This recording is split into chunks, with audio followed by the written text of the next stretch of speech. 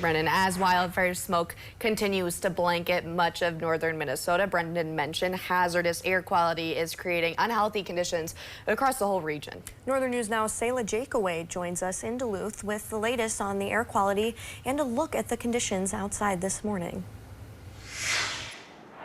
Good morning, Natalie and Anna. We are currently on day 2 of hazardous air quality conditions as wind continues to push smoke from the northeast where 18 active wildfires remain. As firefighting crews work to contain these fires, smoke and ash particles are drifting into Minnesota's air, creating unhealthy conditions for residents across the state.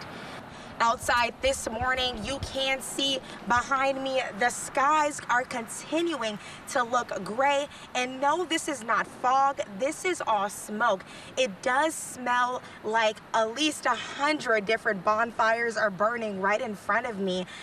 Aspirus physician Dr. Malik is encouraging residents to take precaution, especially those with underlying health conditions. If you have chronic lung diseases with poor air quality, that can certainly exacerbate those symptoms. And the reason is that once the air quality is poor, it means that there are particles in the air coming from these pollutants that when we go outside, we end up breathing these things in. And then they get into our bloodstream and everywhere else in our body, and then can certainly lead to ill effects.